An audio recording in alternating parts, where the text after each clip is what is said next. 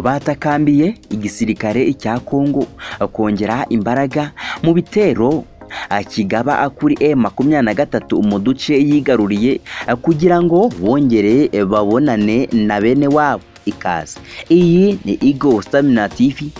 Mu gihe imirwano ihanganishije umutwe w'inyeshyamba wa M23 n'igisirikare cya Kongo FARDC ikomeje, ihuriro Bandirika arivuga ko riharanira uburenganzira bwa muntu ryandikiye igisirikare cya Kongo FARDC ibaruwa akisaba akongera imbaraga mu bitero igaba kuri M23 mu duce yafashe. Bavuga ko yanashimutiyemo bene wabo muri teritwari ya Rutsuru.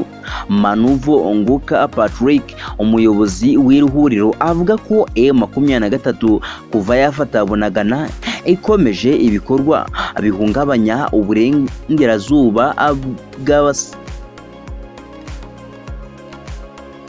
uburenganzira bw'abasivili bari mu bice yafashe, cyane cyane mu bice bya Jomba, Kisigari, Bweza na Busanza muri teritwari ya Rutsuru.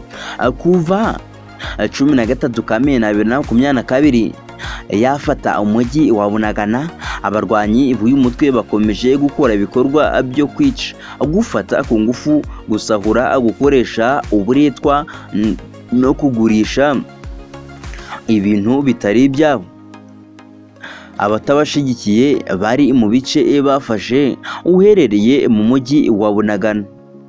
Turasaba igisirikare cyacu kureka ibisa n'imikino bakongera imbaraga mu kwirukana M23 no kubohora abaturage bafatiwe mu bice bya Jomba, Kisigari, Bweza na Busanza. Hari abantu bazwi bagera kuri 12 batwawe na M23 bayitwaje ibikoresho bya gisirikare yari yambuye ingabo, gusa n'ubu ntibigeze bahindukira.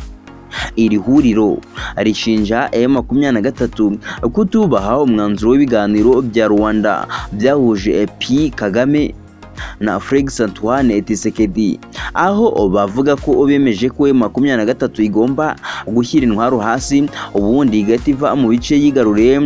Cyakora u Rwanda rwo rwavuze ko muri nama nta mwanzuro ureba M23 wafatiwemo. Ataravesta ari ubwa mbere ubonye video zacu, byabyiza ukanze subscribe, yewe ukamanuka gato gakanda no kunzogera kugira ngo utazigera ucikwa n'amakuru, inkuru, ibiganiro, ibyegeranyo byose tuba twaguteguriye umunsi ku wundi. Ataravesta.